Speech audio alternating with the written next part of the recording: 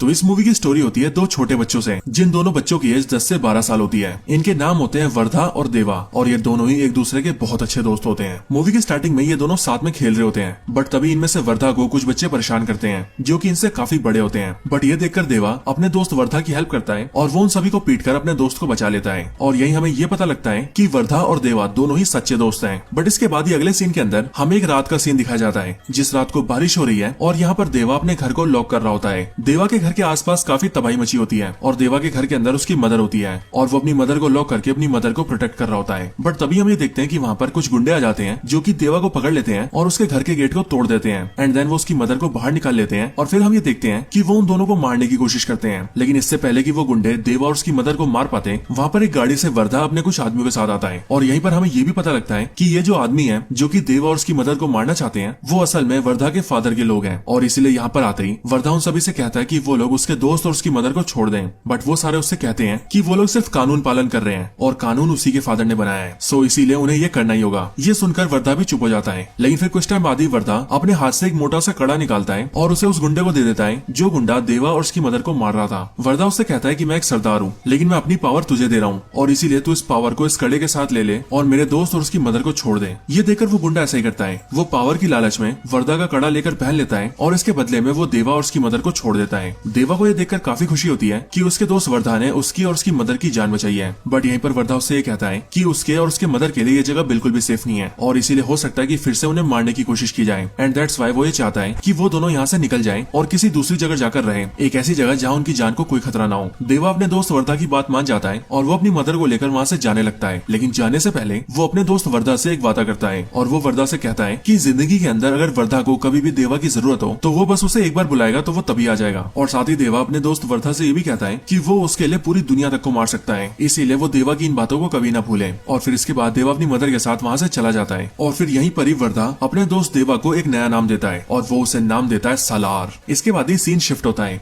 और हम कुछ बहुत ही खतरनाक गुंडों को देखते हैं। यहीं पर ये लोग किसी की ट्रैकिंग कर रहे होते हैं और तभी ये लोग उसे ट्रैक करके ढूंढ लेते हैं और फिर हमें पता लगता है कि जिसे ये लोग ट्रैक कर रहे थे वो और कोई नहीं बल्कि श्रुति हसन है। ये सारे गुंडे श्रुति हसन का पता लगते ही जल्दी से उसके बारे में अपने सुपीरियर्स को बताते हैं और फिर हम ये देखते हैं कि जो इनके सुपीरियर्स हैं वो बहुत ही बड़े गैंगस्टर्स हैं और वो ना सिर्फ बहुत पावरफुल है बल्कि उनके हाथ में कंट्रोल भी बहुत ज्यादा है। श्रुति हसन के बारे में पता लगते ही वो सुपीरियर गैंगस्टर्स अपने सारे लोगों को ये ऑर्डर्स देते हैं और सबको ये बताते हैं कि ये श्रुति हसन उसकी बेटी है जिसे हम मारना चाहते हैं, यानी कि हमारा दुश्मन। लेकिन अब क्योंकि इसकी बेटी यहाँ इंडिया आ रही है सो इसीलिए इसके इंडिया आते ही हमें इसे उठा लेना है। और फिर इसीलिए ये बोलकर वो सुपीरियर गैंगस्टर्स अपने सारे लोगों को उसकी फोटो भी भेज देते हैं। बट फिर इसी टाइम पर श्रुति हसन के डैड को इस बारे में पता लगता है कि उसकी बेटी इंडिया जा रही है और क्योंकि वो खुद इस टाइम पर न्यूयॉर्क में होता है इसीलिए वो इंडिया में अपने एक आदमी को फोन करता है और उससे कहता है कि वो श्रुति हसन का ध्यान रखे और उसे उसके दुश्मनों से बचाए और उसे किसी तरह से उसे एक आदमी के पास पहुंचा दे, क्योंकि सिर्फ वही है जिसके पास मेरी बेटी सेफ रह सकती है। वो आदमी ऐसा ही करता है। वो श्रुति हसन के इंडिया आते ही उसे जल्दी से किडनैप कर लेता है और उसे सीधा असम ले जाता है और असम में एक स्कूल टीचर के घर पे छोड़ देता है और स्कूल टीचर को ऐसा विश्वास दिला देता है कि वो लड़की एक टीचर है जो कि उसके स्कूल में पढ़ाना चाहती है। और फिर यहीं पर हमें पता लगता है कि वो स्कूल टीचर और कोई नहीं बल्कि देवा की मदर है, यानी कि देवा और उसकी मदर काफी सालों से यहाँ पर रह रहे हैं। और इसके साथ ही यहीं पर एंट्री होती है हमारे हीरो सलार की। अब ये आदमी श्रुति हसन को यहाँ पर इसीलिए लाया होता है क्योंकि श्रुति हसन के फादर को ये पता था कि वो गैंगस्टर जो कि उसकी बेटी को ढूंढ रहे हैं वो पूरे देश में उसकी बेटी को कहीं भी पकड़ सकते हैं, लेकिन एक ही ऐसा आदमी है जो कि उसकी बेटी को बचा सकता है और वो है देवा। और इसीलिए उसने अपनी बेटी को यहाँ पर रखवाया है ताकि वो कुछ दिन यहाँ पर छुप कर रहे और जैसे ही मामला ठंडा हो वैसे ही वो अपनी बेटी को लेकर यहाँ से चला जाए। और फिर इसीलिए श्रुति हसन यहाँ पर एक टीचर बनकर रहने लगती है। लेकिन फिर कुछ ही दिनों बाद उस सुपीरियर गैंगस्टर्स के कुछ गुंडे श्रुति हसन को असम के अंदर भी ढूंढ लेते हैं और इसीलिए वो लोग अपने सुपीरियर्स को ये बात बता देते हैं कि वो लड़की भी असम में छुपी है। इसके बाद इस स्टोरी के दूसरे सीन के अंदर हम एक अंग्रेज को देखते हैं जो कि इंडिया के एक आदमी से डील करता है और उससे ये कहता है कि उसके पास ट्रक भर के गन्स है जो कि उसे इंडिया से नेपाल पहुंचाना है, वो भी पुलिस से बच के। और फिर इसीलिए उस अंग्रेज ने जिससे बात की होती है वो आदमी भी सीधा उन सुपीरियर गैंगस्टर्स के गुंडों से बात करता है और उनसे कहता है कि वो इस ट्रक को इंडिया से नेपाल पहुंचाए। जिसके बाद ही वो सारे गुंडे उस ट्रक के सारे कंटेनर्स के ऊपर एक स्पेशल स्टैंप लगा देते हैं जो स्टैंप देखने में एक मॉन्स्टर जैसा होता है और वो लोग अंग्रेज से कहते हैं कि इस स्टैंप को इस पूरे देश के अंदर कोई भी नहीं रोक सकता और फिर इसीलिए वो लोग उसके ट्रक को ले जाने लगते हैं। थोड़ी देर बाद हमें ऐसा दिखता भी है, क्योंकि जैसे ये ट्रक थोड़ा आगे जाता है वैसे ही बहुत सारे पुलिस इस ट्रक को घेर लेती है। लेकिन जैसे ही पुलिस इस स्टैम्प को देखती है वैसे ही पुलिस भी वहां से भाग जाती है और ट्रक को जाने के लिए कहती है। और फिर हमें पता लगता है कि ये स्टैम्प जिस भी आदमी का है वो बहुत ही डेंजरस और पावरफुल है, इतना ज्यादा कि उससे पुलिस और सरकार भी डरती है। सुपीरियर गैंगस्टर्स का जो गुंडा इस ट्रक को ले जा रहा होता है उसे ही अपने सुपीरियर्स का फोन आता है, जो लोग उससे कहते हैं कि अभी जो वो ट्रक को नेपाल लेके जा रहा है वो काम वो बाद में करें, लेकिन उससे पहले वो असम जाए, क्योंकि वहाँ पर उनके कुछ आदमियों को वो लड़की मिल गई है जिसे वो ढूंढ रहे थे और इसीलिए वो ये चाहते हैं कि उस लड़की को जल्द से जल्द उनके पास लाया जाए। इसके बाद फिर वो सारे गुंडे मिलकर जल्दी से असम जाते हैं और श्रुति हसन को पकड़ लेते हैं। बट इसी टाइम पर देवा और उसकी मदर भी वहाँ पर होते हैं और इसीलिए वो लोग ये देखते हैं कि वो सारे गुंडे मिलकर श्रुति हसन को वहाँ से ले जा रहे हैं। एंड दैट्स व्हाई देवा की मदर देवा से कहती है कि वो जाकर उस लड़की की मदद करें, जिसके बाद देवा अपना असली रूप दिखाता है और वो उन सारे गुंडों को बड़ी जल्दी पीट देता है। साथ ही साथ देवा उस ट्रक के ऊपर भी अटैक कर देता है जिस ट्रक के अंदर स्टैम्प वाले कंटेनर्स रखे थे। बट ये देखते ही जिस अंग्रेज का वो सामान होता है वो अपने आदमी से कहता है कि आखिरकार तुमने तो ये बोला था कि इस पूरी कंट्री के अंदर इस स्टैम्प लगे कंटेनर्स को छूने की भी हिम्मत किसी में नहीं है, तो फिर आखिरकार ये कौन है जिसने हमारे कंटेनर्स को उड़ा दिया। लेकिन फिर इतना पूछने के बाद ही उसे ये जवाब मिलता है कि जिस आदमी ने इन स्टैम्प्स को बनाया है वो आदमी यही है, यानी कि देवा। और फिर यहीं हमें भी ये पता लगता है कि देवा की हिस्ट्री के अंदर कई सारे बड़े राज छुपे हैं। लेकिन इधर ही इसी मौके का फायदा उठाकर जो आदमी श्रुति हसन की हेल्प कर रहा था वो उसे एक गाड़ी में बिठाता है और उसे वहाँ से दूर ले जाता है ताकि वो सेफ रह सके। लेकिन वहाँ से थोड़ा आगे जाते ही रास्ते में ही श्रुति हसन उस आदमी से कहती है कि आखिरकार ये सब चल क्या रहा है, मेरी कुछ समझ नहीं आ रहा। आखिर ये गुंडे कौन है जो कि मेरे पीछे पड़े हैं, ये सब मुझे मारना क्यों चाहते हैं, आखिर ये सारे गैंगस्टर्स है कौन और ये देवा कौन है और उसे देवा के पास ही क्यों लाया गया था। श्रुति हसन के इन सारे सवालों को सुनकर वो आदमी उससे कहता है कि वो जानता है कि उसके मन में कई सारे सवाल हैं और इसीलिए वो एक एक करके इन सारे सवालों के जवाब देने वाला है। वो आदमी अपनी कहानी को शुरू करता है और वो श्रुति हसन से कहता है कि इन सब की शुरुआत हजारों साल पहले हुई थी। हजारों साल पहले 3 कबीले हुआ करते थे, जिन 3 कबीलों के नाम थे मन्नार, शोयांग और गरियांग। और वैसे तो इन तीनों कबीलों के लोग डाकू थे जो की जंगली तरीकों से लूटपाट किया करते थे, लेकिन एक्चुअली में वो बहुत ही पावरफुल और खूंखार भी थे। लेकिन फिर उसके कुछ टाइम बाद ही उन तीनों कबीलों ने मिलकर अपनी एक जगह बनाई और उस पूरी जगह को उन्होंने नाम दिया खानसार। और फिर वो तीनों कबीले मिलकर अपने इस पूरे खानसार शहर को रूल करने लगे। इन सब के दौरान ही उनकी कई लड़ाइयां हुई, जैसे कि बाहरी हमले और अंग्रेजों के हमले। लेकिन उन तीनों कबीलों ने मिलकर हर बार बाहर से आने वाले सभी को मार दिया, यहाँ तक कि अंग्रेजों को भी, और इसीलिए उनकी हुकूमत को कोई नहीं हिला पाया। लेकिन जब साल 1947 में देश आजाद हुआ और 1950s और 60s के अंदर देश को लेकर नीतियां बनने लगी, तब सरकार ने फैसला लिया कि वो खानसार शहर को रद्द कर देंगे और उस एरिया को अपने कंट्रोल में ले लेंगे। लेकिन फिर जब सरकार ने ऐसा करने की कोशिश की तभी उन तीनों कबीलों में से मन्नार कबीले के हेड ने सरकार के आगे बगावत कर दी और सरकार के कई सारे मंत्रियों को मार दिया और सरकार को यह धमकी दी कि वो कभी भी खानसार की तरफ उंगली भी न उठाएं। जिसके बाद ऐसा ही हुआ और फिर कभी सरकार ने भी खानसार के लिए कोई एक्शन नहीं लिया। इसके बाद मन्नार कबीले का वो लीडर धीरे धीरे करके पूरे खानसार का हेड बन गया और क्योंकि वो एक बहुत ही महान लीडर था इसीलिए उसने भी धीरे धीरे करके खानसार में काफी डेवलपमेंट किए। उसने खानसार में बढ़िया बढ़िया बिल्डिंग्स बनाई, खानसार के लिए एक पूरी मिलिट्री खड़ी कर दी जिनके पास खुद के सोल्जर्स थे। उन्होंने अपने लिए कई सारे हथियार लिए और यहाँ तक कि उस लीडर ने खानसार के लिए कई सारे कानून भी बनाए और खानसार के इस लीडर का नाम था शिव मन्नार। इसके साथ ही खानसार के अंदर शिव मन्नार ने एक डेमोक्रेटिक सिस्टम भी बनाया, जिस सिस्टम के अंदर उसने खुद का एक पार्लियामेंट सिस्टम खड़ा किया। शिव मन्नार ने पूरे खानसार को 101 पार्ट्स में बांटा और उन सारे एरियाज को रिप्रेजेंट करने के लिए एक वोट पावर बनाई। जिसके बाद अपनी सभा के अंदर उन्होंने 3 सिस्टम बनाए, पहला कपार, दूसरा सरदार और तीसरा कर्ता, और इन तीनों के लिए अलग अलग कड़े बनाए गए। इस पूरी सभा में कपार की संख्या 62 थी, सरदार की संख्या 8 और कर्ता की 1। सभी कपार को 1 वोट पावर दी गई, जिसे रिप्रेजेंट करने के लिए उन सभी को एक पतले कड़े भी दिए गए जो कि इस बात को रिप्रेजेंट करते थे कि वो सभी कपार हैं। अगली बारी सरदार की तो एक सरदार को 3 वोट पावर्स दिए गए और इसीलिए 8 के 8 सरदारों के पास 3 वोट पावर्स हैं, जो कि मिलकर बनती है 24 और उन्हें रिप्रेजेंट करने के लिए इन सभी को मोटे कड़े दिए गए। लेकिन फिर आखिर में आता है कर्ता, जिसे मिले 15 वोट पावर्स और इसीलिए इसका कड़ा भी सबसे मोटा है। और अपने इस पूरे सिस्टम के अंदर शिव मन्नार खुद कर्ता बना, जो कि सबसे ज्यादा वोट पावर्स के साथ पूरे खानसार को लीड करेगा। इस पूरे सिस्टम से खानसार के सारे लोग बहुत खुश थे और शिव मन्नार बहुत बेहतर तरीके से खानसार को रूल करते थे। लेकिन फिर कुछ टाइम बाद ही नेचुरल रीजंस की वजह से शिव मन्नार की डेथ हो गई। लेकिन फिर शिव मन्नार के मरने के बाद तीनों कबीलों ने और पूरी सभा के सारे सदस्यों ने मिलकर ये फैसला लिया कि अब से शोयांग कबीले के हेड को ही खानसार का कर्ता बनाया जाएगा, जिसके बाद वही खानसार को लीड करेंगे। बट ये बात शिव मन्नार के बेटे राज मन्नार को बहुत बुरी लगी और इसीलिए उसने शोयांग कबीले के हेड को मार दिया ताकि वो कर्ता न बन पाए, और इसके साथ ही शोयांग कबीले का कोई भी सदस्य कभी भी उसके खिलाफ बगावत न कर पाए। इसके लिए उसने ये ऑर्डर्स जारी कर दिए कि शोयांग कबीले के सारे लोगों को मार दिया जाए, जिसका मतलब ये था कि खानसार में रहने वाले 3 कबीलों में से अब एक कबीले को पूरी तरह से मिटा दिया जाएगा। और फिर ये सब करने के बाद राजमन्नार खुद ही खानसार का कर्ता बन गया। साथ ही साथ उसकी सभा से भी कोई उसकी बगावत न करे, इसीलिए उसने अपने परिवार के सदस्यों में से ज्यादातर को कर्ता बना दिया। शिव मन्नार की 2 पत्नियां थी, जिनमें से पहली बीवी से उसे 2 बच्चे थे, जो कि थे ये दोनों, एक बेटा और एक बेटी, जिनमें बड़ा वाला बेटा गरुड़ा है, KGF वाला गरुड़ा। इसके साथ ही दूसरी बीवी से भी इन्हें 2 बेटे थे, जिनमें एक था वर्धा और दूसरा वर्धा का छोटा भाई। और अब अगर आप सभी ने ध्यान दिया हो तो आपको पता लगेगा कि ये वही वर्धा है जो कि देवा का दोस्त है। इसके साथ ही यहाँ पर हमें ये भी पता लगा कि राजमन्नार का बेटा गरुड़ा, उसकी छोटी बहन और उसकी बेटी का पति यानी कि राजमन्नार का जमाई, और साथ ही साथ उसकी पत्नी का भाई यानी कि उसका साला, ये चारों सदस्य उसकी सभा में सरदार थे और उसने अपने परिवार के सदस्यों को यह पद दिया था। लेकिन राजमन्नार ने वर्धा को कोई भी पोस्ट नहीं दिया था। लेकिन ऐसा इसीलिए क्योंकि जब वर्धा छोटा था तभी राजमन्नार ने वर्धा को पोस्ट दी थी और उसने उसे एक सरदार बनाया था। लेकिन अगर आप सभी को याद हो तो मूवी के स्टार्टिंग के सीन के अंदर ही वर्धा अपने सरदार वाला वही कड़ा निकालकर उस गुंडे को सौंप देता है जो कि देवा और उसकी मदर को मारने आया था। और वर्धा की इसी हरकत को देखकर शिव मन्नार उससे गुस्सा हो गया था और इसीलिए उसने उसके बाद उसे कोई पद नहीं दिया था।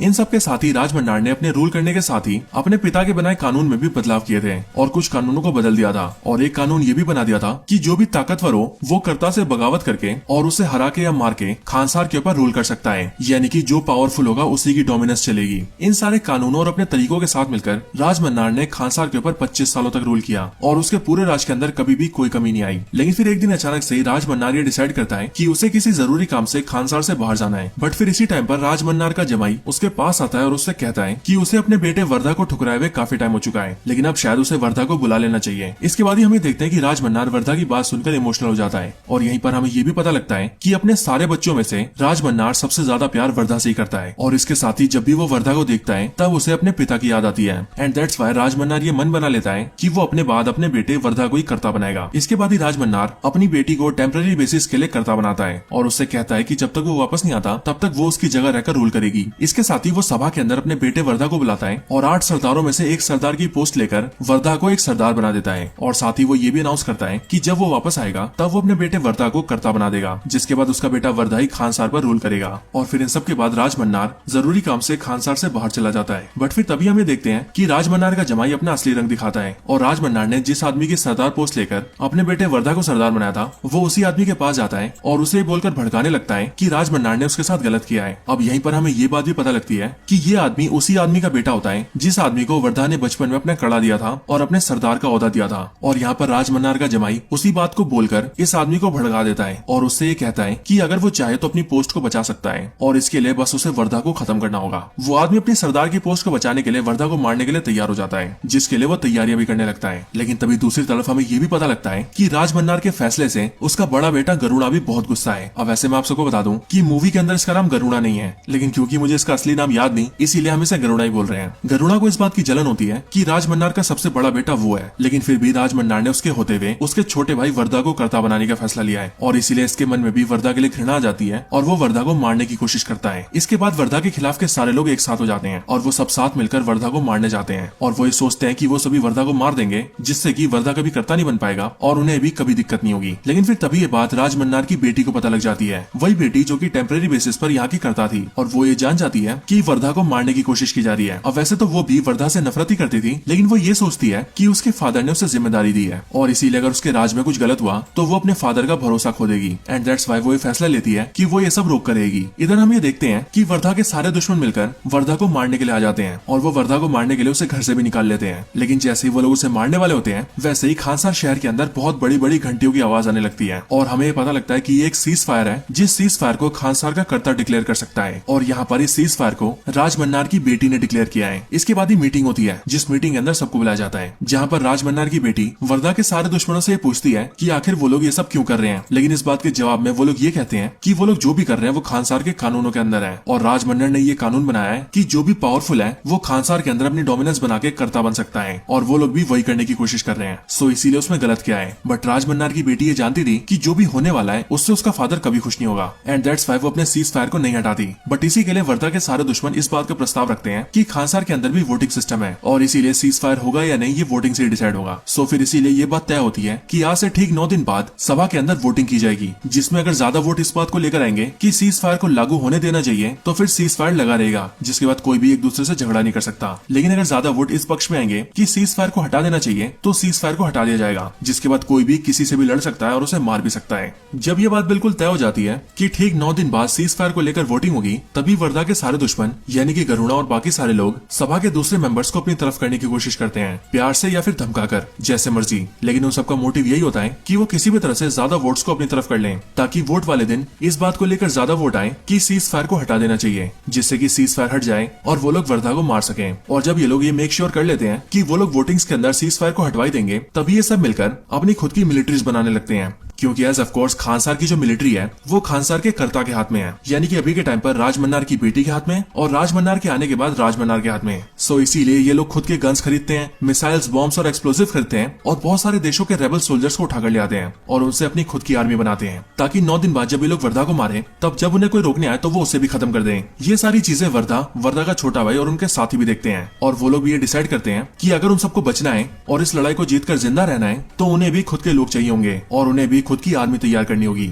और फिर इसी के लिए वर्धा का छोटा भाई उससे पूछता है कि उनकी आर्मी कहाँ है, वो कब उसे तैयार करेंगे। और फिर इसीलिए वर्धा खानसार से निकलकर सीधा एक जगह जाता है, जो जगह होती है गुजरात के एक छोटे से गांव में। और वहाँ जाकर वो मिलता है अपने पुराने दोस्त देवा से। वहाँ आकर वो देवा और उसकी मदर से मिलता है और वो देवा से ये कहता है कि उसे उसकी मदद की जरूरत है। और क्योंकि देवा ने अपने बचपन के दोस्त वर्धा से ये वादा किया था कि वो जिंदगी में जब भी उसे बुलाएगा तब वो उसके लिए हाजिर होगा और जो वो चाहेगा वो करेगा। एंड दैट्स व्हाई देवा वर्धा के साथ चला जाता है, जिसके बाद वर्धा देवा को लेकर खानसार में आता है। बट ये देखकर वर्धा के साथी काफी नाराज होते हैं, क्योंकि उन्हें ऐसा लगता है कि वर्धा पूरी आर्मी बिल्ड करने की बजाय सिर्फ एक ही आदमी को उठाकर ले आया है, जो कि शायद से किसी काम का नहीं है। लेकिन एक्चुअल रियलिटी क्या है ये तो हम और आप जानते हैं, क्योंकि जिस बंदे को वर्धा लेकर आया है वो अकेला ही किसी आर्मी से भी बढ़कर है, क्योंकि वो है सलार। इसके बाद ही सभी लोग तैयार होते हैं और सीधा वोटिंग्स का वेट करते हैं। एंड देन फिर वो दिन आ जाता है जिस दिन सीज फायर के ऊपर वोटिंग्स होती है। बट फॉर्चुनेटली इसी दिन वर्धा का फादर राजमन्नार भी आ जाता है, जो कि खानसार का करता है विद 15 वोट्स। और इसीलिए जब वोटिंग्स होती है तब पहले तो सीज फायर को हटाने को लेकर ज्यादा वोटिंग्स आती है, लेकिन फिर जैसे ही राजमन्नार अपना वोट डालता है वैसे ही उसके 15 वोट्स की वजह से पूरी की पूरी वोटिंग्स बराबर हो जाती है। और इसीलिए फिर आखिरी वोट बचता है वर्धा का। एंड साथ ही साथ सब कुछ अब वर्धा पे डिपेंड था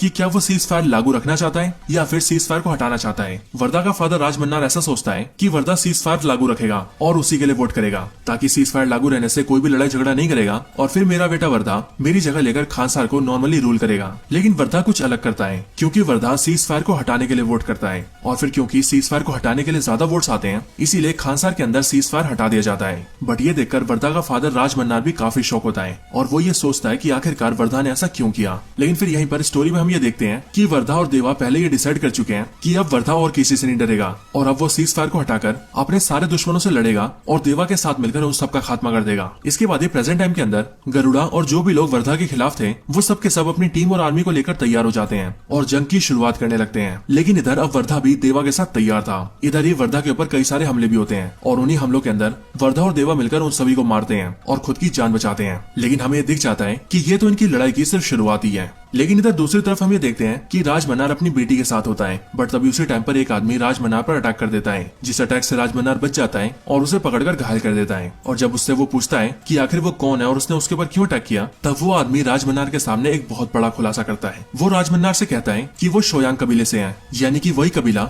जिस कबीले के हेड को आज से कई साल पहले खानसार का कर्ता बनाया गया था। लेकिन राजमन्नार ने उसे मार दिया था और उसके साथ साथ उसके पूरे कबीले के लोगों को भी खत्म करवा दिया था। बट जब राजमन्नार के आदमी पूरे कबीले के लोगों को मार रहे थे तब उसी टाइम पर उन्होंने अपने कई सारे बच्चों को छुपा लिया था, जिससे कि उन सारे बच्चों की जान बच गई और वो उन्हीं में से एक बच्चा है। इसके साथ ही वो ये भी बताता है कि राजमन्नार का जमाई भी एक शोयांग है और उन्हीं की तरह भी सैकड़ों शोयांग जिंदा है, जो कि कई सालों से युद्ध की तैयारी में है और अब वो राजमन्नार की पूरी सल्तनत को खत्म करने वाले हैं और इस तरह से वो लोग अपने माता पिता और अपने कबीले का बदला लेंगे। इसके साथ ही वो सभी राजमन्नार को ये भी बताते हैं कि हमारे कबीले के जिस हेड को उसने मारा था उसके लोग उसके बेटे और उसकी बीवी को भी मारने गए थे, लेकिन उसके बेटे और उसकी बीवी की जान बच गई। और फिर हमें भी यहाँ पर ये पता लगता है कि शोयांग कबीले के हेड के जिस पत्नी और बेटे की वो बात कर रहा है वो और कोई नहीं बल्कि देवा और उसकी माँ है, यानी कि देवा ही वो बच्चा है जो कि शोयांग कबीले के हेड का बेटा था, यानी कि वही जिसे राजमन्नार ने मार दिया था। मतलब कि देवा के फादर को मारने वाला और कोई नहीं बल्कि उसी के सबसे प्यारे दोस्त वर्धा का पिता राजमन्नार है। साथ ही साथ यहीं पर वो आदमी राजमन्नार से ये भी कहता है कि तुमने हमारे हेड को मारा था, जो हेड खानसार का भी लीडर बनने वाला था। और अब क्योंकि देवा उसका बेटा है इसीलिए अब वही हमारे कबीले का हेड है और रियलिटी के अंदर वही खानसार का असली लीडर भी है, यानी कि खानसार का असली कर्ता। इसके बाद ही राजमन्नार अपनी बेटी से बात करता है और वो बेटी से ये भी कहता है कि वो कुछ टाइम पहले जब खानसार से बाहर गया था तो वो एक बहुत ही जरूरी काम से गया था। असल में उसे एक खबर मिली थी कि खानसार के अंदर से कोई है जिसने बहुत बड़ी मात्रा में गन्स और बॉम्ब्स का ऑर्डर दिया था और इसीलिए वो ये जानता है कि खानसार के अंदर कोई तो है जो कि खानसार में बगावत लाना चाहता है। और फिर यहीं पर हमें पता लगता है कि राजमन्नार जो भी सोच रहा है वो बिल्कुल सही है, क्योंकि खानसार की एक सभा का ही मेंबर जो कि राजमन्नार के भी काफी करीब है उसने ही खानसार के अंदर बहुत बड़े पैमाने में बंदूकें, मिसाइलें और बॉम्ब्स को इकट्ठा कर लिया है और अब वो भी इस तैयारी में है कि वो खानसार के ऊपर अटैक करे। लेकिन फिर यहीं पर ही ये मूवी एंड हो जाती है। अब हालांकि ये मूवी तो यहाँ पर एंड हो चुकी है लेकिन इसने अपने पार्ट 2 के लिए और आगे आने वाले सीक्वल्स के लिए बहुत बड़ा फ्यूचर खोल दिया है और अब आगे हम कई सारी बड़ी बड़ी लड़ाइयां देखने वाले हैं। सो मेरे अकॉर्डिंग तो यही होगा कि जो भी हम सभी ने सलार पार्ट 1 सीज फायर के अंदर देखा है वो तो इस पूरी फ्रेंचाइजी का सिर्फ एक ट्रेलर था, क्योंकि असली तबाही आगे होने वाली है।